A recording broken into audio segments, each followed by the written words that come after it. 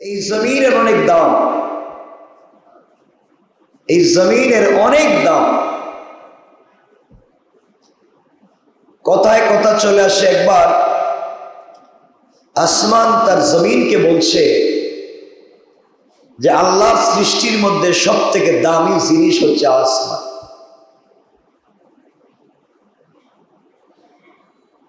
জমিন বলছে যে পৃথিবীর সব থেকে দামি জিনিস হচ্ছে জমিন। আসমান বলছে আমার এখানে আছে বাইতুল মামুর, যার ইবাদত করেন, যার তাওয়াফ করেন ফেরেশতারা। পৃথিবীতে সৃষ্টির পরে যিনি একবার তাওয়াফ করার সুযোগ পেয়েছে, কিয়ামত পর্যন্ত এই ঘরের তাওয়াফ করার দ্বিতীয়বার সুযোগ কেউ পাবেন না।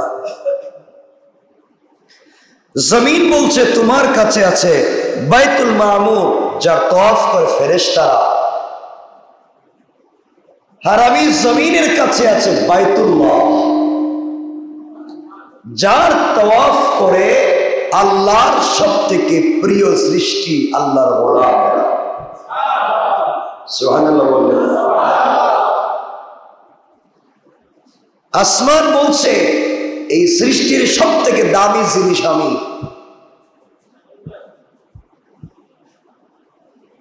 কারণ আমার কাছে লৌহে মাহফুজ আছে। আসমান বলছে আমি সব থেকে বেশি দামি,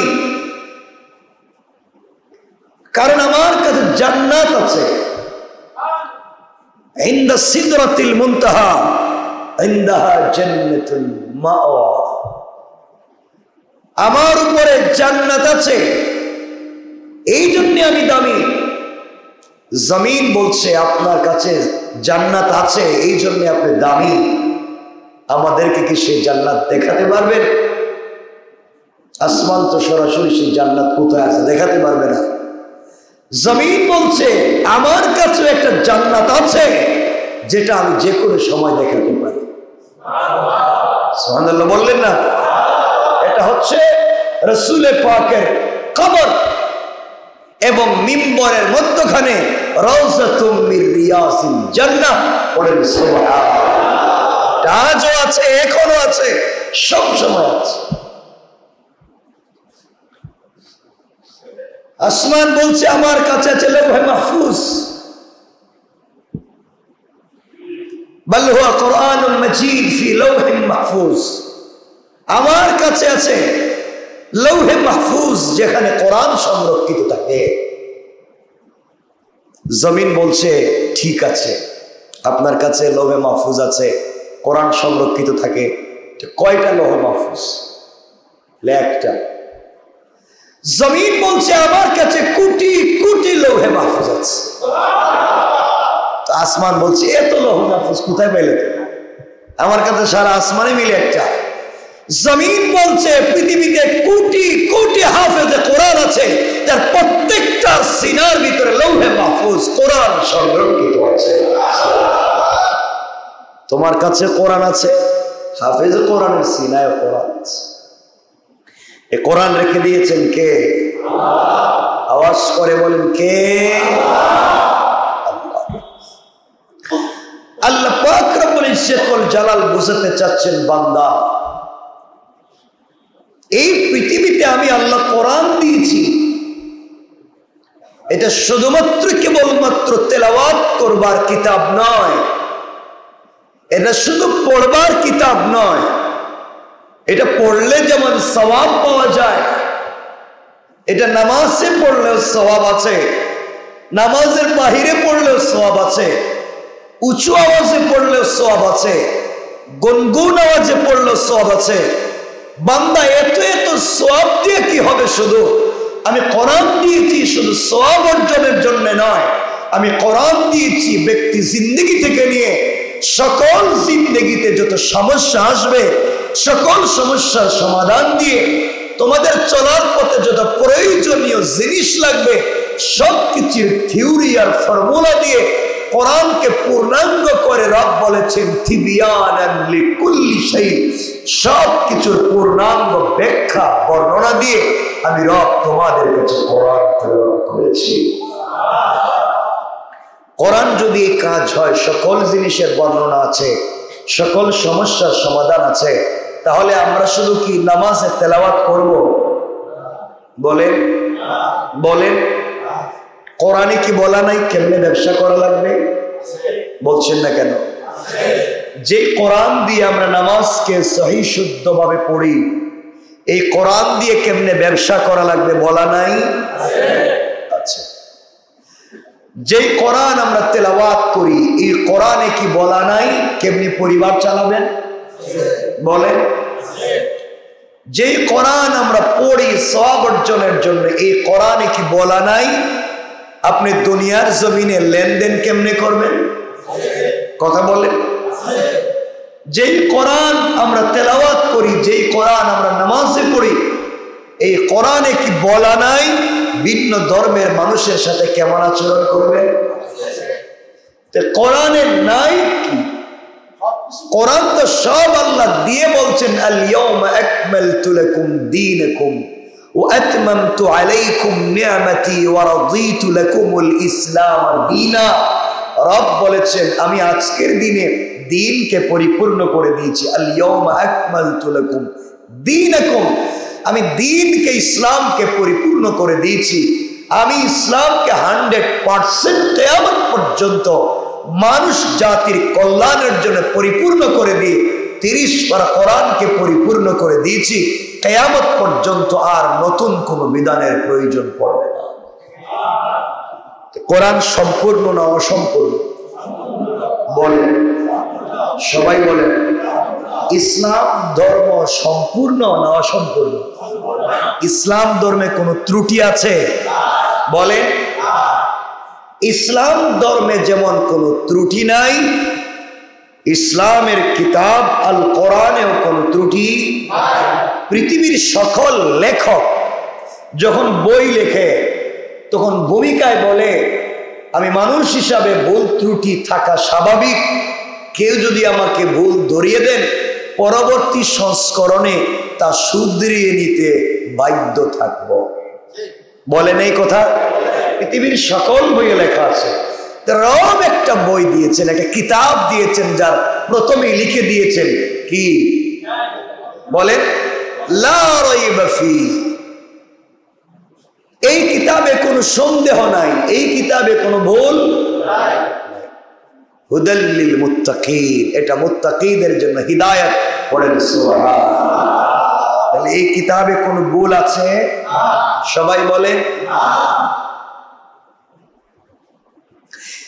এই কিতাবে, যে কিতাবে ভুল নাই, এই কিতাবের 27 নম্বর পারা 57 নম্বর সূরা সূরা আল হাদীদের 25 নম্বর আয়াত থেকে আল্লাহ বলতে লাগলেন, আল্লাহ রাব্বুল ইজ্জত ওয়াল জালাল বললেন, লাকাদ আরসালনা রুসুলানা বিল বাইনাতি ওয়া আনজালনা মা'আহুমুল কিতাবা ওয়াল মিজানা লিয়াকুমান নাসু বিল কিসত। আল্লাহ রাব্বুল ইজ্জত ওয়াল জালাল বললেন, বান্দারা, आखिरी जमानार पैगंबर सरकारे कायनात दो जहानेर सरदार नबी रहमत जनाबे मुहम्मद रसूलुल्लाह सल्लल्लाहु अलैहि वसल्लमेर काछे अल्लाह कुरान नाजिल करलेन। नाजिल करे आमार अल्लाह जानाइया दिलेन, बान्दारा अल्लाह बोलेन आमी आमार रसूल जादेरके पृथिबीते प्रेरण करेछि, যত रसूल दिएछि সকল রাসূলদেরকে আমি স্পষ্ট নিদর্শন দিয়ে প্রেরণ করেছি এবং তাদের সাথে অবতীর্ণ করেছি। আল্লাহ বললেন, ওয়া আনজালনা মা'হুমুল কিতাব, আমি তাদের সাথে অবতীর্ণ করেছি, নাজিল করেছি কিতাব, যেখানে আছে ওয়াল মিজানা, ন্যায় নীতি। আমি তাদেরকে কিতাব দিয়েছি, ন্যায় নীতি দিয়েছি। আল্লাহ বলছেন মিজান, আমি ন্যায় নীতি দিয়েছি। এরপরে বললেন লিয়াকুমান নাসু বিল কিসত, যাতে মানুষ ইনসাফ প্রতিষ্ঠা করতে পারে। আল্লাহ বুঝাতে চাইলেন, বান্দারে এই পৃথিবীতে ইনসাফ যদি প্রতিষ্ঠা করতে হয়, কোন জিনিসের মাধ্যমে প্রতিষ্ঠা লাভ করা যাবে না। ইনসাফ প্রতিষ্ঠা করতে পারবে আমার নাজিল করা আল কোরআন। আল্লাহ বললেন, ও বান্দা, এই পৃথিবীতে ইনসাফ কায়েম করতে পারবে একমাত্র, বলেন আল কোরআন, একমাত্র আল কোরআন ছাড়া পৃথিবীতে ইনসাফ কায়েম করা যাবে না। সুতরাং আমরা আল্লাহর কাছে পৃথিবীর জমিনে কোন কাজে যদি ইনসাফ কায়েম করতে হয়, তাহলে অবশ্যই অবশ্যই আমাদেরকে কোরআন বোঝা লাগবে। ঠিক কিনা?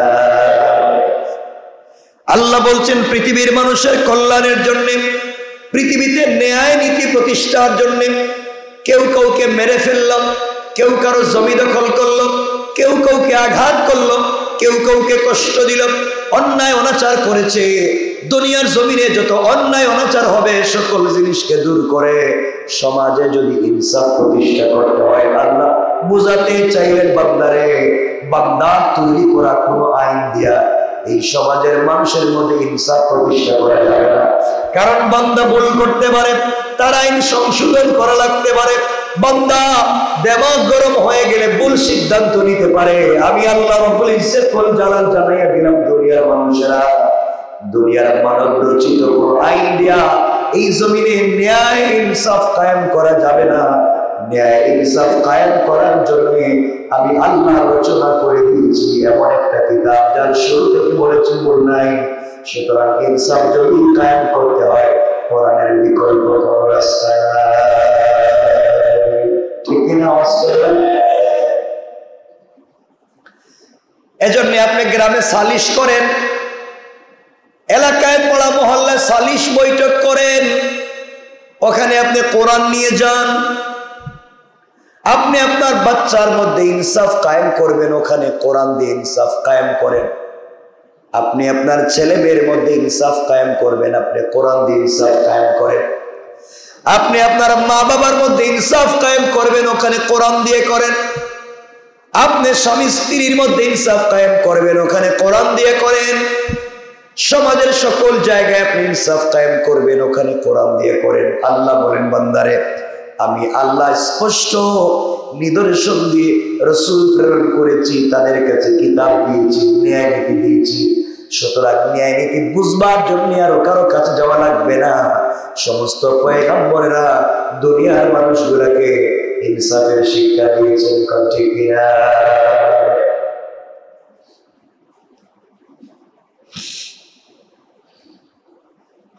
এরপর আল্লাহ রাব্বুল ইজ্জত ওয়াল জালাল বললেন, বান্দারে, আমি আল্লাহ রাব্বুল ইজ্জত ওয়াল জালাল লৌহ দিয়েছি, শক্ত জিনিস তোমাদেরকে দিয়েছি। কেন দিয়েছি তোমরা জানো না?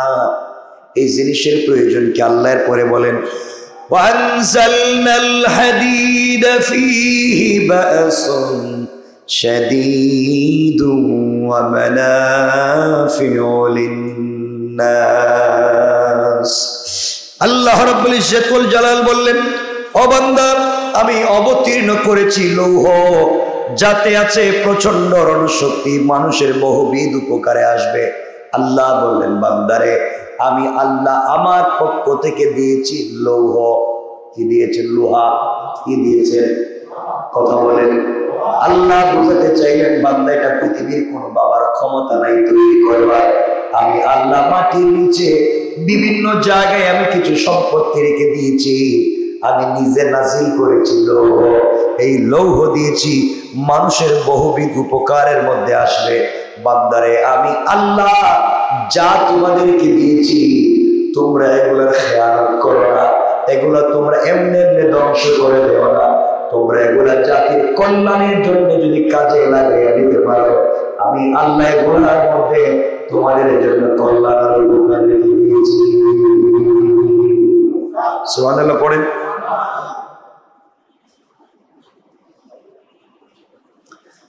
আল্লাহ রাব্বুল ইজ্জত ওয়াল জালালের পরের শব্দে বলতে লাগলেন, ওয়ালিয়ালামাল্লাহু মান ইয়ানসুরুহু ওয়া রাসূলুহু বিল গায়ব। আল্লাহ রাব্বুল ইজ্জত ওয়াল জালাল বলতে চাইলেন, আল্লাহ জেনে নিবেন কে না দেখে তাকে এবং তার রাসূলকে সাহায্য করে। আল্লাহ বোঝাতে চাইলেন বান্দারে আমি কোরআন দিলাম, ইনসাফ দিলাম, ন্যায় নীতি দিলাম, অনেক খনিজ সম্পদ তোমাদেরকে দিলাম, এত কিছু দেওয়ার পরে আমি তোমাদের কাছে জানতে চাই বান্দা, এত কথা আমি তোমাদেরকে বললাম, এত জিনিস তোমাদেরকে আমি দিলাম, এগুলার মাধ্যমে আমি জানতে চাইবো, সরাসরি বান্দাকে না জানাইয়া রাসূল দিয়ে জানালাম, সরাসরি রাসূলের কাছে না জানাইয়া জিবরাইল দিয়ে জানালাম। এর অর্থ হলো আমার বান্দারা আমাকে না দেখে, আমার রাসূলকে না দেখে, ওয়া রাসূলুহু বিল গায়ব, আমার রাসূলকে না দেখে তারা বিশ্বাস করে কিনা, আমাকে না দেখে তারা বিশ্বাস করে কিনা।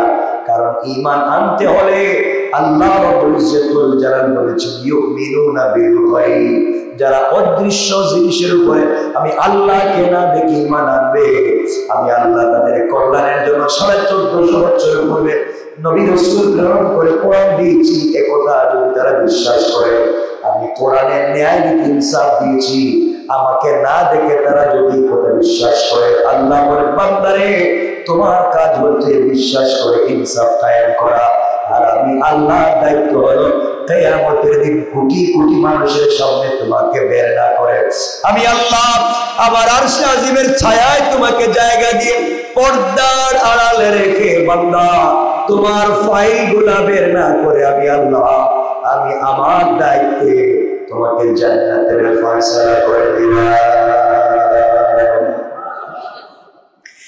আল্লাহ রাব্বুল ইজ্জত ওয়াল জালাল বুঝাতে চাইলেন,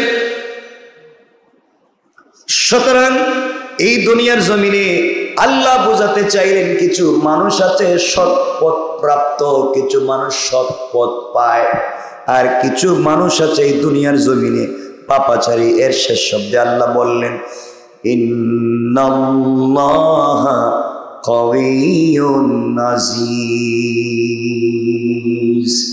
আল্লাহ রাব্বুল ইজ্জত ওয়াল জালাল বললেন তিনি হলেন পরম শক্তিধর পরাক্রমশালী।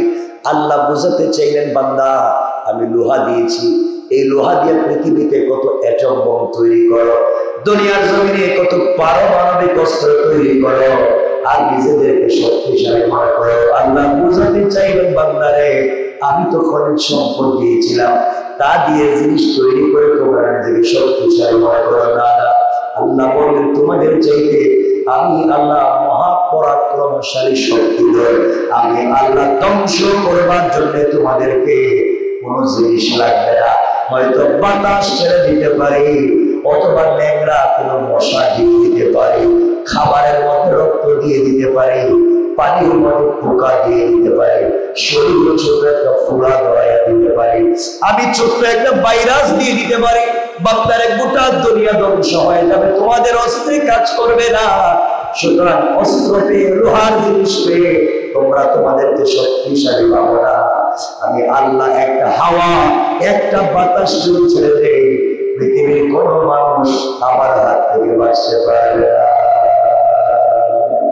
ঠিক কিনা আওয়াজ করে বলে? এই জন্য আল্লাহ বুঝাতে চাইলেন বান্দা তুমি নিজেকে শক্তিশালী ভাববার কোন কারণ, কথা বলেন, আওয়াজ করে বলেন। আল্লাহ বুঝাতে চাইলেন বান্দারে দেখো বদরের যুদ্ধে কাফের বেঈমানেরা গোটা দুনিয়ার গোটা পৃথিবীর সৃষ্টির কাফেরেরা একত্রিত হয়ে অস্ত্র শস্ত্রে সজ্জিত হয়ে গোলা বারুদ নিয়ে উটের পিঠে সওয়ার হয়ে ঘোড়ার পিঠে সওয়ার হয়ে পুরা মুসলমান মাত্র 313 জন তাদেরকে ধ্বংস করে দেওয়ার জন্য এসেছে। আল্লাহ রাব্বুল ইজ্জত ওয়াল জালাল বললেন অস্ত্র নাই, রমজান মাস রোজা রেখে দিনের বেলা না খেয়ে রাতের বেলা পানি দিয়ে ইফতার করে, শুকনা খেজুর দিয়ে সেহরি খেয়ে যেই মুসলমানেরা বদরের যুদ্ধে পুরো কাফেরদের মোকাবেলা করে বিজয় এনে দিয়েছেন কে? বান্দারে তোমরা ভালো করেই জানো আমি আল্লাহ পুরা দুনিয়ার কাফেরদের মোকাবেলায় যেইভাবে নিরস্ত্র নিরীহ না খাওয়া ক্ষুধার যন্ত্রণায় পড়ে যাওয়া মানুষগুলোকে আমি আল্লাহ অস্ত্র শস্ত্রে সজ্জিত পুরা পৃথিবীর মোকাবেলায় বিজয় দিয়েছি। ইন্নাল্লাহ কাওয়িয়্যুন আযীজ। আজও আমার এই শক্তি আছে, আমি যদি প্রয়োগ করি, তোমরা নাফরমান, এই পৃথিবীতে বাঁচতে পারবে না। আল্লাহ বললেন, দেখো এই দুনিয়ার জমিনে যারা এই দুনিয়ার জমিনে এই পৃথিবীর জমিনে এত ক্ষমতাশালী মানুষ ছিল কেউ নাই। এই জন্য ক্ষমতা নিয়ে বড়াই করবেন না। ইতিহাস থেকে ছোট্ট একটা ঘটনার দিকে নিয়ে, যে ঘটনা আজ বলবো না, অন্য সময় নিয়ে আসবো। একবার জাহাজ, সমুদ্রের মধ্যে একটা জাহাজ ডুবে গেল। সমুদ্রের মধ্যে জাহাজ ডুবে গেল। পুরা জাহাজে হাজার হাজার যাত্রী সবাই মরে গেল। এমন সময়ে একজন প্রেগনেন্ট গর্ভবতী মহিলা, সাগরের পানির মধ্যে তার ব্যথা শুরু হয়েছে, ডেলিভারির পেইন শুরু হয়েছে। এই মহিলা ডেলিভারির পেইন শুরু হওয়ার পরে বেঁচে থাকবার মতো কোনো জিনিস নেই সাগরে। হঠাৎ করে তার চোখের সামনে দেখে এক টুকরা কাঠ ভেসে যায়। আমি 1 মিনিটে বোঝাবার জন্য বলতে চাই, রব কি করতে পারে, কতটুকু ক্ষমতা রাখে। কাঠ ভেসে যাচ্ছে, কাঠ ধরে মহিলা ওখানে উঠলো, অথবা তার ডেলিভারি হলো, বাচ্চাকে ওখানে বসাইয়া দিল। আল্লাহ পাক আজরাইলকে বলছেন, আজরাইল যাও। আজরাইল বলছেন, পৃথিবীতে আমার বহুত কষ্ট হয়েছে কিছু কাজ করতে, আমার দরদ লেগেছে কিছু কাজ করতে। এর একটা হলো, ওই দিন আল্লাহ বললেন যাও, ডেলিভারির পরে বাচ্চার শরীরে কোনো নাপাকি লেগে আছে, কান্না করতেছে। আল্লাহ বলছেন, আজরাইল এই মুহূর্তে তুমি এই মহিলার জান কবজ করো। আমার বড় ব্যথা লাগলো। আল্লাহর কাছে বলেছি, আল্লাহ এটা কেমন দয়া, কেমন মায়া, কেমন জিনিস। আল্লাহ বললেন, আমার আইন, আমার সিদ্ধ, আমার কথা, আমার ফয়সালা, আমার ইনসাফ আমি বুঝি। তোমাকে বলেছি জান কবজ করো। জান কবজ করে ফেললেন। এই বাচ্চাটাকে কাঠের উপরে বাঁচাইয়া রাখলেন। বাঁচানোর ব্যাখ্যা অনেক লম্বা, 3-4টা রাওয়ায়াত। কেউ বলেছেন, যেই সিংহ, যেই বাঘ, যেই সিংহ, যেই বাঘ মানুষকে দেখলে মেরে ফেলে। কোন কোন ইতিহাসে পাওয়া যায় কোন সিংহ, কোন বাঘ তাকে দুধ পান করাইয়া বড় করেছে। আর সহিহ রিওয়ায়াতে পাওয়া যায়, জিব্রাইল একটা আঙ্গুল থেকে দুধ আর একটা আঙ্গুল থেকে মধু পান করে এটাকে বড় করেছে। এটা বড় হলো। এক পর্যায়ে একদিন আজরাইলকে আল্লাহ বলেন, আজরাইল যা, দুনিয়ার জমিনে আমার নামে আরেকজন জান্নাত বানাইছে, তার নাম সাদ্দাত। জান্নাত বানাইছে, সে জান্নাতে প্রবেশ করতে চায়। আজরাইল দৌড়ে আসলেন, এসে দেখলেন তার বানানো তৈরি গেটের কাছাকাছি পৌঁছে যায়। ইতিহাসের কথা, 1 পা নিচে নামানো, 1 পা উপরে নামবে, গোড়া থেকে নামবে। আজরাইল থামাইয়া দিলেন। থামানোর ঘটনা আপনারা জানেন, সেটা আমি বলবো না। আজরাইল থামাইয়া দিলেন, তাকে মেরে ফেলবেন। তাকাইয়া দেখেন সময় এখনো বাকি আছে, 2-4 মিনিট বাকি আছে। সাদ্দাত বলছে, আমি নাফরমানির কারণে আমাকে আল্লাহর জান্নাত থেকে বিতাড়িত করে দিয়েছেন, আমি তৈরি করেছি, আমাকে ঢুকতে দেন। আজরাইল বলেন, এই দিন আমার একটু কষ্ট লাগলো। আহারে, আল্লাহ তাকে জান্নাত থেকে বের করে দিয়েছেন, কিন্তু নিজের তৈরি একটা বাড়ি বানালো, কষ্ট করে ঢুকতে পারলো না। আল্লাহ বুঝাতে চাইলেন আজরাইলকে, পরে বলেন, আজরাইল তোমার 2 দিন যেই ব্যক্তিকে নিয়ে কষ্ট হয়েছে সে একই ব্যক্তি। পানিতে যাকে বাঁচালেন সেও সাদ্দাত, আর এখন যাকে মারবার জন্য পাঠালাম সেও সাদ্দাত। আমি তোমাকে একটা জিনিস বুঝাতে চাই, পৃথিবীতে কখন কে কাকে ক্ষমতাধর মনে করে, পাওয়ারফুল মনে করে, আমি বুঝাতে চাই আমার উপরে কোনো পাওয়ার নাই, ক্ষমতা নাই। আমি যখন যাকে যে জিনিস দিয়ে ইচ্ছা আটকায় দিতে পারবো। দেখবেন শক্তিশালী মানুষ, 6 ফুট লম্বা মানুষ, বডিটা অনেক শক্ত, 100 কেজি ওজনের মানুষ, তাকে বাঁকা করা যায় না। তার চেহারার দিকে তাকালে রক্তবর্ণ আছে না নাই? দেখবেন জমিনের মধ্যে উচট খেয়ে পড়ছে, তো আর দাঁড়াতে পারে না, আছে না নাই? রব বলে দিয়েছেন তোমার কোনো ক্ষমতা নাই। এই পৃথিবীতে বান্দা। এই জন্য আল্লাহ রাব্বুল ইজ্জত ওয়াল জালাল বললেন ইন্নাল্লাহা কাওয়িয়্যুন আজিজ। আল্লাহ বললেন তিনি শক্তিধর পরাক্রমশালী। এই জন্য আমার বন্ধুগণ আল্লাহ রাব্বুল ইজ্জত ওয়াল জালাল যখন পয়গম্বর আরবীর কাছে এই আয়াত নাযিল করে দিলেন আল ইয়াওমা আকমালতু লাকুম দীনাকুম, এই আয়াত নাযিল হয়ে গেল, সকল সাহাবায়ে কেরামকে আমার নবী মসজিদে নিয়ে গেলেন, মিম্বরে বসলেন আর কথা বলতে লাগলেন। নবীজি বলতে লাগলেন শোনো সাহাবীরা, আজ আল্লাহ রাব্বুল ইজ্জত ওয়াল জালাল কোরআনের আয়াত নাযিল করে বলেছেন ইসলাম ধর্ম পরিপূর্ণ হয়ে গিয়েছে। ইসলাম ধর্ম পরিপূর্ণ হয়ে গিয়েছে, কোরআনের সকল বিধানকে পূর্ণাঙ্গ করে দিয়েছেন।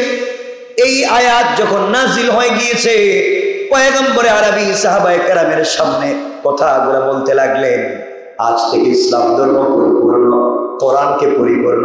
কথাগুলো শুনবার পরে সাহাবায়ে কেরাম দাঁড়ায় গেলেন আনন্দের আত্মীযস্যে। একজন সাহাবী আর একজনকে জড়াইয়া ধরলেন আর আনন্দে বলতে লাগলেন ও সাহাবীরা, ও আমার ভাইয়েরা, আমাদের জীবদ্দশায় আল্লাহ পাক কোরআনকে পূর্ণাঙ্গ করে দিয়েছেন। আমাদের জীবদ্দশায় আল্লাহ তাআলা ইসলাম ধর্মকে পরিপূর্ণ করে দিয়েছেন। আমাদের সামনে নবীজি হাজির, নবীজির উপস্থিতিতে আল্লাহ রাব্বুল ইজ্জত ওয়াল জালাল ইসলাম ধর্মকে পরিপূর্ণ করে দিয়েছেন, কোরআনকে পরিপূর্ণ করে দিয়েছেন। এর চাইতে বড় পাওয়ার আর কিছু নাই। আল্লাহ আরো আগে বলে দিয়েছেন রাদিয়াল্লাহু তাআলা আনহু ওয়া রাদওয়ান, আল্লাহ বলেছেন আমি আল্লাহ ফেরেশতাদের উপরে খুশি, তারা আমার উপরে খুশি। আয়াত নাযিল হয়ে গেল, সব নাযিল হয়ে যাওয়ার পরে সাহাবায়ে কেরাম খুশি করতে লাগলেন। এমন সময় নবীজি সাল্লাল্লাহু আলাইহি ওয়াসাল্লাম মিম্বরে বসে আছেন, সাহাবায়ে কেরাম আনন্দিত, দ্বীন পূর্ণাঙ্গ, ইসলাম পূর্ণাঙ্গ, তাওহীদ রিসালাত পূর্ণাঙ্গ, আর কোনো ত্রুটি নাই, আর কোনো কষ্ট নাই। এমন সময় কিছু সাহাবী দেখতে পান মসজিদের বাহিরে একটা গাছের গোড়ায় বসে বসে একজন মুরব্বী হুজুর দ্বারে কান্না করতেছে, হাউমাউ করে কাঁদতেছে। সাহাবায়ে কেরাম বলতে লাগলেন ব্যাপার কি, কে কান্না করে? আজ আমাদের কান্নার দিন না, আজ আমাদের আনন্দের দিন। আজকের দিনে রাসূলের সামনে, রাসূলের জীবদ্দশায় আল্লাহ পাক দ্বীনকে পূর্ণাঙ্গ করে দিয়েছেন, ইসলাম পূর্ণাঙ্গ করে দিয়েছেন, কোরআন পূর্ণাঙ্গ করে দিয়েছেন। এর চাইতে বড় পাওয়ার আর কিছু নাই। আমরা ইতিহাসের সাক্ষী হয়ে গেলাম, আমাদের জীবদ্দশায় আল্লাহ কোরআন ইসলাম পূর্ণাঙ্গ করে দিলেন। মুরব্বী গাছের গোড়ায় বসে বসে কান্না করে গেল। সকল সাহাবায়ে কেরাম ঐক্যবদ্ধ হলেন আর দৌড়াইয়া ওই সাহাবীর কাছে গেলেন আর বলতে লাগলেন এই লোকটার কারণে আমরা আনন্দ করতে পারি না, এই লোকটার কারণে আনন্দ প্রকাশ করতে পারি না, কান্না করে কেন? সবাই কাছে গিয়ে বললেন বলো বলো, তুমি কান্না করো কেন, কি হয়েছে, কেনই বা তোমরা কান্না করো, কেন কেন তুমি কান্না করো? তিনি বললেন দেখো ভাইরা, তোমরা আনন্দ উল্লাস করতেছো, তোমাদেরকে আমি বাধা দেই না, তোমরা আনন্দ করো, উল্লাস করো, যা মন চায় করো, আমি তোমাদেরকে বাধা দেই না, কিন্তু আমাকে কাঁদতে দাও, আমার কান্নায় তোমরা বাধা দিও না, আমাকে আরেকটু বেশি কাঁদতে দাও। সাহাবায়ে কেরাম বললেন হবে না, আমরা আনন্দ করি, তুমি আমাদের সঙ্গে আনন্দ করতে হবে। আর এমন কি ঘটে গিয়েছে আজকে, যদি কান্নার কোনো কারণ থাকে আমরাও কাঁদবো, আমরাও কান্না করব, আমরা আনন্দ করব না? জানতে চাই, বলো না তুমি কেন কান্না করো? সাহাবী বলতে লাগলেন দেখো, আমাকে কিছু বলতে যাইও না, তোমরা আনন্দ করো, আরো বেশি করো, আমাকে কান্না করতে দেও। আমার জীবন তো সুন্দর সাজানো সংসার, সুন্দর সাজানো ঘর আজ তছনছ হয়ে গিয়েছে, সব উলট পালট হয়ে গিয়েছে। এই জন্য নিজেকে সামলিয়ে রাখতে পারি না, এই জন্য কান্না করি বলে হাউমাউ করে বাচ্চাদের মতো কাঁদতে লাগলেন। সাহাবায়ে কেরাম বললেন কান্নার কারণ কি বলো? অনেক পীড়াপিড়ির পরে বৃদ্ধ সাহাবী ডাক দিয়ে বললেন ও সাহাবীরা শোনো, আজ আল্লাহ কোরআনের আয়াত নাযিল করে বলে দিয়েছেন اليوم أكملت لكم دينكم وأتممت عليكم نعمتي ورضيت لكم الإسلام دينا। আজকের দিন ইসলাম ধর্ম পরিপূর্ণ, তিনি ইসলাম ধর্মের উপরে সন্তুষ্ট, তিনি খুশি, কোরআন পূর্ণাঙ্গ আল্লাহ জানাইয়া দিয়েছেন। এই জন্য আমি কান্না করি, তোমরা আমার কান্না বুঝবে না, তোমরা এগুলা জানো না, তোমরা তো উপরে দেখো, ভিতরের জিনিস জানো না। আমি বলতে চাই, ও ভাইরা তোমরা শোনো, কাউকে যদি কোন মালিক একটা ঘর বানাবার দায়িত্ব দেয়, দুনিয়ার জমিনে কোন মালিক কাউকে যদি 10 তলা বিল্ডিং বানাবার পারমিশন দেয়, কোন ইঞ্জিনিয়ারকে, কোন ডেভেলপারকে যদি একটা বাড়ি বানাবার পারমিশন দেয়, যেই দিন বাড়ি কমপ্লিট হয়ে যাবে, বাড়ির ডিজাইন কমপ্লিট, বানানো কমপ্লিট হয়ে যাবে, টাইলস করা, সিরামিক লাগানো, রং করা, বাড়িটাকে সুন্দর করে কমপ্লিট যেদিন হয়ে যাবে, ওই দিন কিন্তু ডেভেলপার সে মালিকের কাছে, ইঞ্জিনিয়ার মালিকের কাছে চাবি সমঝাইয়া দিবে আর বলবে, বাড়ি দিলাম, এই যে বানাইয়া দিলাম, আমাকে আমার পাওনি দেন। মালিক পাওনি দিয়া পাওনাদারকে পাওনা দিয়ে বের করে দিবে। ডেভেলপারকে বলবে, আপনার এখানে কিছু নাই। যে বানালো ইঞ্জিনিয়ার মিস্ত্রি, তাদেরকে বলবে, আপনারও এখানে কিছু নাই, সবাই চলে যান, বাড়ি আমার, এখন আপনার কাজ শেষ, আপনি চলে যান। ও সাহাবীরা, আজকে আমার কষ্টের দিন, আজ আমার কান্নার দিন। আল্লাহ নবীজিকে পৃথিবীতে প্রেরণ করেছিলেন ইসলাম ধর্মকে পরিপূর্ণ করবার জন্য। আল্লাহ নবীজিকে পৃথিবীতে প্রেরণ করেছেন এই জাতির কল্যাণের জন্য। আজ আল্লাহ জানাইয়া দিয়েছেন ইসলাম ধর্ম পরিপূর্ণ। নবীজির কাছে যে কোরআন দিয়েছেন, আল্লাহ বলছেন পরিপূর্ণ। আল্লাহ বলেছেন তিনি খুশি। আমার মন বলতেছে, ইসলাম যদি পরিপূর্ণ হয়ে যায়, কোরআন যদি পরিপূর্ণ হয়ে যায়, যার মাধ্যমে আল্লাহ পরিপূর্ণ করেছেন, আমার মন বলতেছে তাকে আর দুনিয়ায় রাখবেন না। আল্লাহ নবীজিকে দুনিয়ার জমিনে রাখবেন না, কারণ যার জন্য দিন পরিপূর্ণ করলেন, যার মাধ্যমে দিন পরিপূর্ণ করলেন, যার কাছে কোরআন দিলেন, কোরআন যদি পূর্ণাঙ্গ হয়ে যায়, দিন যদি পরিপূর্ণ হয়ে যায়, নবীজির দাওয়াতের প্রয়োজন নাই। আমার মন বলছে, আরে এই কথার মাধ্যমে কি আল্লাহ তাআলা আমার কাছ থেকে, আমাদের কাছ থেকে রাসূলকে নিয়ে নিচ্ছে। এই জন্য আমরা কান্দি। সকল সাহাবায়ে কেরাম বললেন, ভাইরে, তা যদি সত্য হয়, নবীজি তো এমন কোনো কথা বলেন নাই, চলো আমরা সকলে মিলে নবীজির কাছে যাই। সকল সাহাবায়ে কেরাম মিলে নবীজির কাছে গেলেন। যাওয়ার পরে ডাক দিয়া বলতে লাগলেন, ইয়া রাসূলুল্লাহ, ইয়া হাবিবাল্লাহ, পয়গম্বরে আরবি, আপনার কাছে আমরা জানতে চাই, আপনি নাকি বলেছেন পৃথিবীতে আর থাকবেন না, আপনি দুনিয়ার জমিন থেকে বিদায় নেবেন। নবীজি বললেন, এমন কথা আমি বলি নাই, কে বলেছে তোমাদেরকে? সাহাবায়ে কেরাম বলতে লাগলেন, ইয়া রাসূলুল্লাহ, আপনি বলেন, আপনি মাথা উঠান, আপনি বলেন, আপনি নাকি পৃথিবীতে আর থাকবেন না, এমন কোন কথা কি আল্লাহ বলেছেন? নবীজি বললেন, কে বলেছে? আমি তো এই কথা বলি নাই। সকল সাহাবায়ে কেরাম বললেন, ইয়া রাসূলুল্লাহ, এই যে গাছের গোড়ায় বসে বসে একজন বৃদ্ধ লোক কান্না করে, সে আমাদেরকে বলেছে, ও কান্না করে আমাদেরকে বলেছে আজকের পরে নাকি আপনি বেশি দিন পৃথিবীতে থাকবেন না। নবীজি মাথা উঠালেন, মসজিদ থেকে বের হলেন, আর তাকাইয়া দেখেন গাছের গোড়ায় যে বৃদ্ধ লোকটা কান্না করতেছে, তিনি আর কেউ না, নবীজির কলিজার টুকরা পাগল সাহাবী, যার নাম হযরত আবু বকর।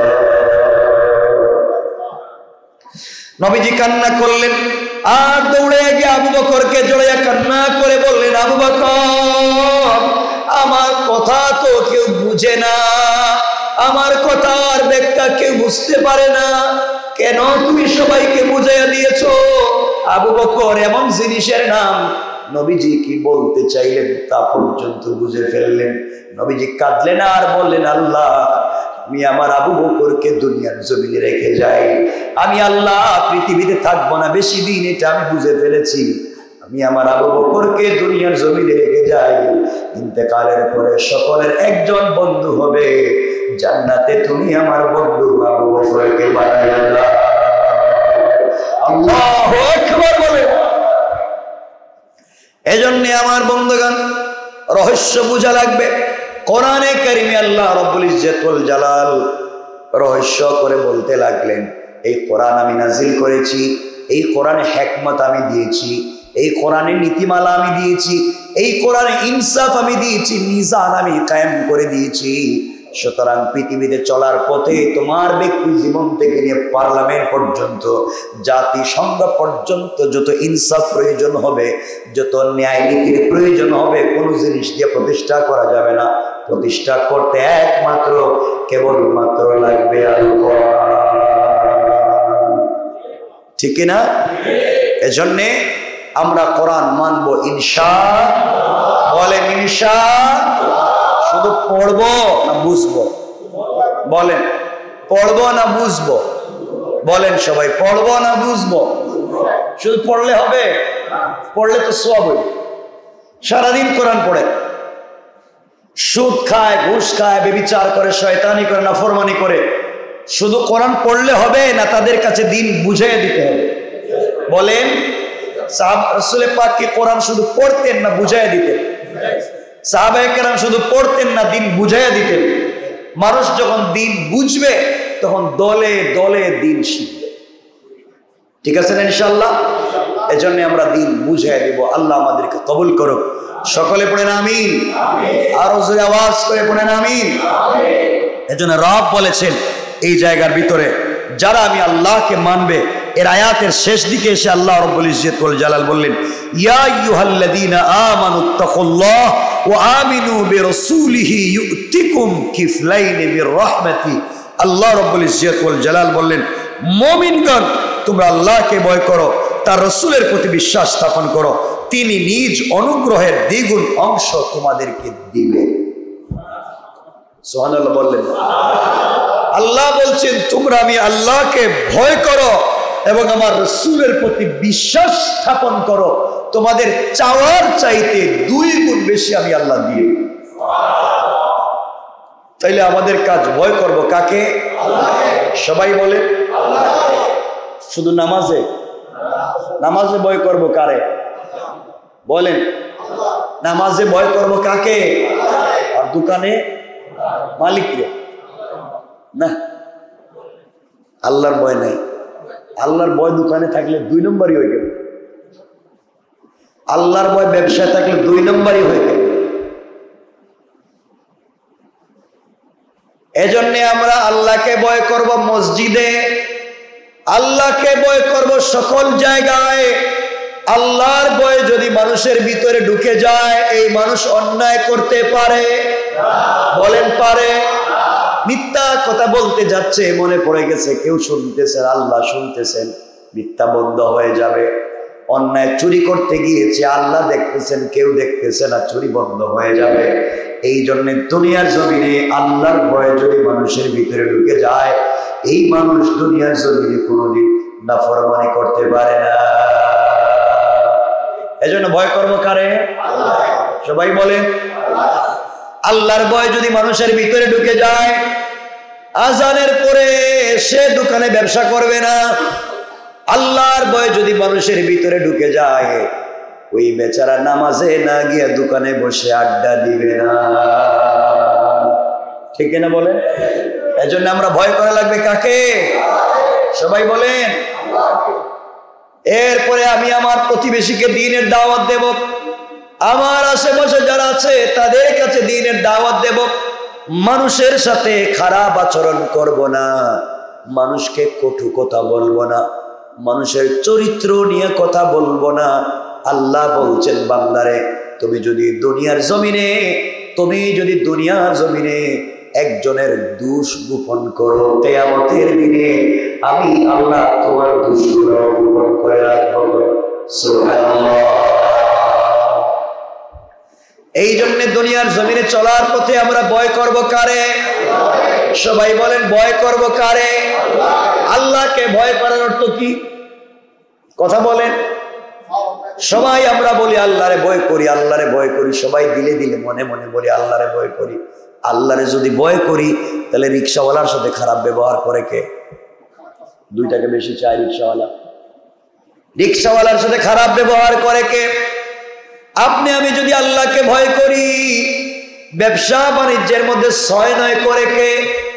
মনে রাখবেন, আল্লাহর ওয়াস্তে আমরা যদি আল্লাহকে ভয়ের কথা বলে অন্যায় করি, আল্লাহ রাব্বুল ইজ্জত ওয়াল জালাল বলবেন, বান্দারে তোমার জবানে আর তোমার দিলে কোনো মিল নাই।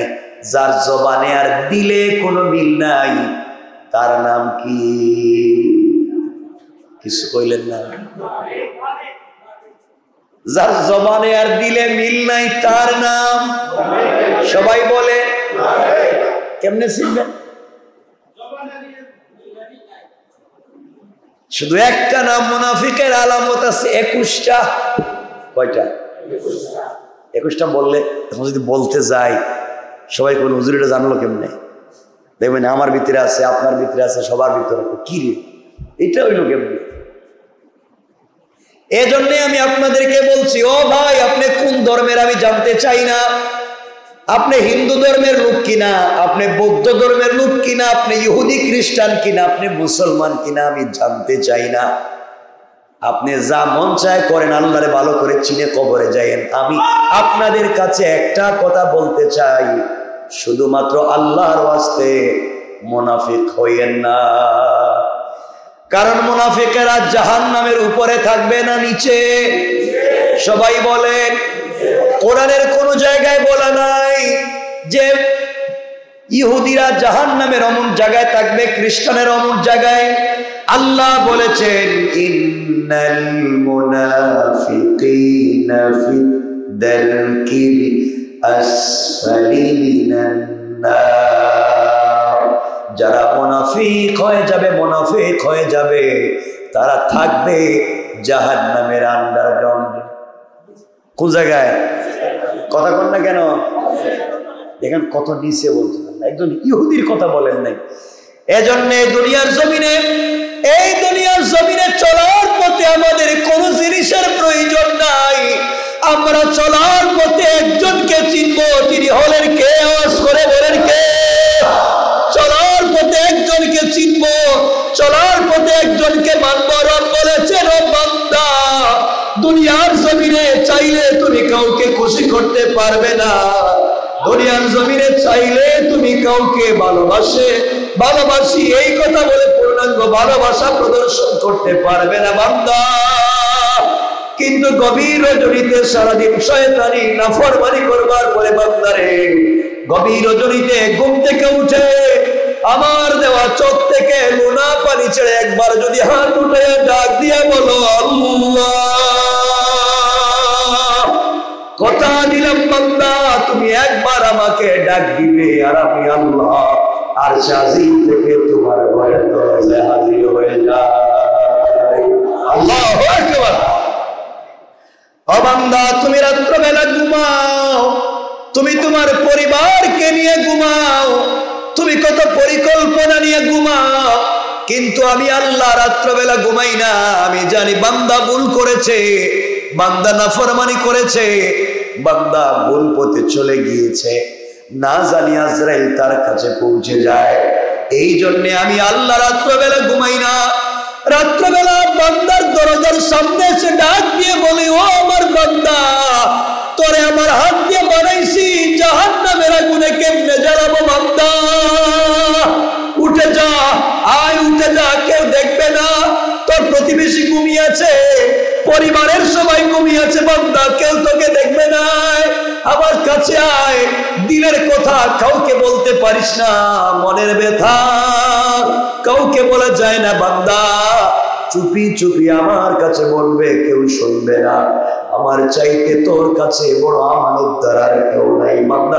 কথা দিলাম রে, কথা দিলাম আমার কাছে বলবে। তোর চোখের পানির দাম আমার কাছে বড় বেশি। কোন বান্দা যখন আল্লাহর কাছে চোখের পানি ছেড়ে ডাক দিয়ে বলছে আল্লাহ, আল্লাহ বলছেন বান্দা আমার রাগ গুসা কমানো যায় না, পৃথিবীর কোন সৃষ্টি দিয়ে আমার রাগ গুসা কমানো যাবে না। বান্দা যখন আমাকে আল্লাহ বলে ডাকবে আমার রাগ গুসা দূর হয়ে যায়। বান্দা যখন চোখের পানি ছেড়ে দেয় তার জন্য জাহান্নাম হারাম করে আমি আল্লাহ জান্নাত ওয়াজিব করে দেই। আল্লাহ রাব্বুল ইজ্জত ওয়াল জালালের পয়গম্বর রাসূল আমার আল্লাহকে বলছেন, আল্লাহ আমার যে উম্মত ঘুমাবার আগে, রাত্রবেলা ঘুমিয়ে যাওয়ার আগে আমার উপরে দুরূদ পড়ে ঘুমিয়ে যাবে, ঘুম থেকে উঠে আমার উপরে দুরূদ পড়বে, আয় আল্লাহ তাআলা তুমি তাকে জাহান্নামের আগুনে জ্বালাইও না।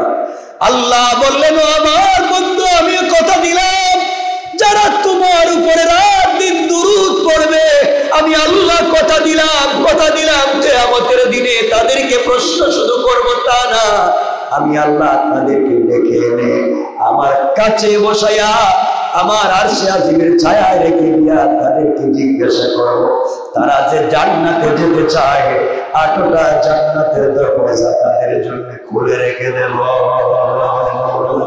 আল্লাহু আকবার বলে এজন্য দুরূদ শরীফ পড়ব তো ইনশাআল্লাহ, ছোট হলে পড়বো, শুধু সাল্লাল্লাহু আলাইহি ওয়াসাল্লাম, খুব বেশি সময় লাগছে। আর নবীজি বললেন, যারা আমার নাম শুনবার পরে দুরূদ শরীফ পড়ল না, আল্লাহ তাদের উপরও সন্তুষ্ট, জিবরিল আমিন তাদের উপরও সন্তুষ্ট, রাসূলও তাদের উপরও সন্তুষ্ট, তারা জান্নাতে যাবে না। এই জন্য নবীজির নাম শুনলে আমরা দুরূদ পড়ব ইনশাআল্লাহ। এটা লম্বা হাদিস, অনেক লম্বা একটা হাদিস, 3টা কথা নবীজি বলেছে। একটা হলো যারা আমার নাম শোনার পরে দুরূদ শরীফ পড়ে না তারা দুর্ভাগা, তারা হতভাগা, তারা জাহান্নামী। আল্লাহ আমাদেরকে হেফাজত করুক।